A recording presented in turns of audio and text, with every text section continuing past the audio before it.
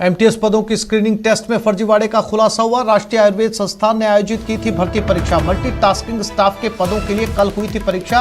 परीक्षा केंद्र में 3 परीक्षा कक्षों में फर्जी परीक्षार्थी बैठे थे। कमरा नंबर 32, 330, 332 में फर्जी परीक्षार्थी मिले।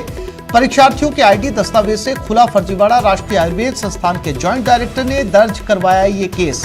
गांधीनगर थाना पुलिस ने केस दर्ज कर जांच शुरू कर दी।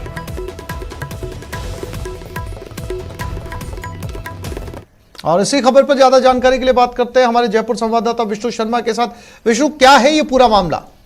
देखिए, ये जो मामला है वो आयुर्वेद डिपार्टमेंट की ओर से, राष्ट्रीय आयुर्वेद संस्थान की ओर से मल्टीटास्किंग स्टाफ यानी कि विभिन्न पदों के लिए जो एक कॉमन जो एग्जाम होता है उसका स्क्रीनिंग टेस्ट एग्जाम था, जिसका परीक्षा केंद्र रामबाग सर्किल पर सुबोध कॉलेज में आया हुआ था। और यहीं पर कल यह परीक्षा सुबह 9 बजे से लेकर के 10:30 बजे तक के बीच में यह परीक्षा आयोजित होनी थी। और वहां पर जब स्टाफ जो की फ्लाइंग स्क्वाड थी, उन्होंने जब परीक्षा कमरों में जाकर के और छात्रों के आईडी वगैरह देखना शुरू किया, उनकी जांच करना शुरू की, तब सामने आया कि 3 कमरों में जो 3 अभ्यर्थी थे उनकी फोटो का मिलान नहीं हुआ, उनके आईडी फेक पाए गए। तब जाकर उनसे पूछताछ की गई तो सामने आया कि एक कमरे में रिंकू सिंह जो कि असली अभ्यर्थी था, उसकी जगह कैलाश चंद मीणा एग्जाम दे रहा था। वहीं पर दूसरा सुरजन कुमार की जगह राहुल यादव परीक्षा देने के लिए आया था।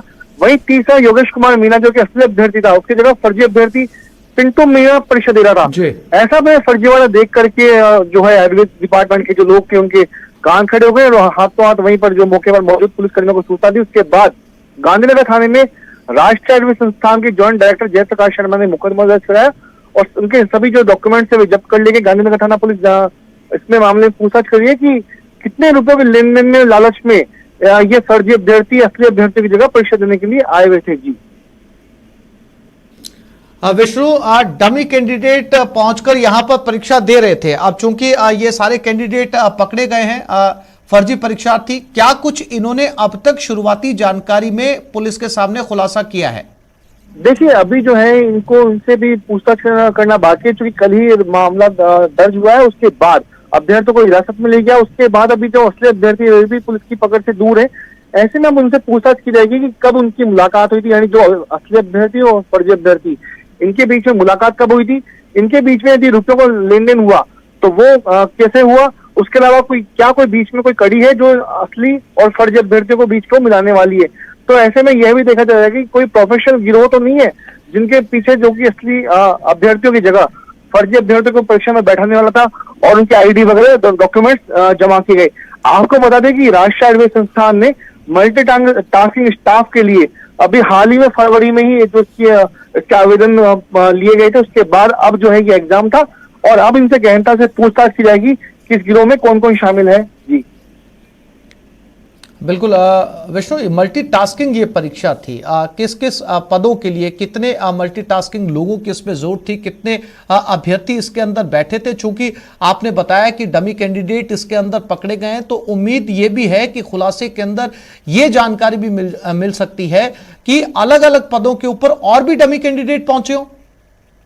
जी देखिए, बिल्कुल राष्ट्रीय आयुर्वेद संस्थान की ओर से पंचकर्म वैद्य, junior stenographer, junior medical laboratory assistant और विभिन्न जो लोअर डिवीजन क्लर्क्स जो होते हैं एलडीसी, इसके अलावा मल्टीटास्किंग स्टाफ यानी कि जो कि वहां पर साफ सफाई का काम करता है, वहां पर रसोई का काम करता है और भी जो छोटे मोटे जो काम होते हैं यहाँ पे राष्ट्रीय आयुर्वेद संस्थान में, क्योंकि नेशनल इंस्टीट्यूट है, काफी आयुर्वेद का सबसे बड़ा हब है। ऐसे में यहाँ पर काफी जरूरत पड़ती है, इसीलिए जो मल्टीटास्किंग स्टाफ की काफी छोटे पदों के ऊपर ये भर्ती आयोजित की गई। तो ऐसे में अभ्यर्थियों ने यहाँ पर अपनी नौकरी पाने के लिए फर्जी कैंडिडेट से संपर्क किया, लेकिन अभी यह जांच में अभी साफ नहीं हुआ है कि कितने रुपए में ये डील हुई थी इनके बीच में, लेकिन कई बड़े जो खुलासे हैं इसके बाद होने वाले हैं। जी विष्णु, जिन लोगों की जगह पर ये डमी कैंडिडेट यहां पर आए थे परीक्षा देने के लिए, क्या उन तक पुलिस पहुंच चुकी है जिन्होंने पैसे देकर इन लोगों को यहां पर बिठाया था?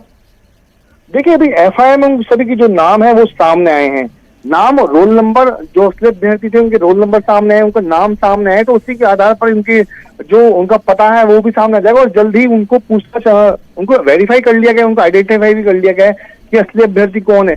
लेकिन अभी वे पुलिस की पकड़ से दूर है। ऐसे में उनकी पकड़ होने के बाद, उनकी गिरफ्तारी के बाद ही सामने साफ हो पाएगा कि ये जो है अभ्यर्थी, इनसे इनकी फर्जी अभ्यर्थियों की मुलाकात कब हुई थी। जी विष्णु, जानकारी के लिए आपका धन्यवाद।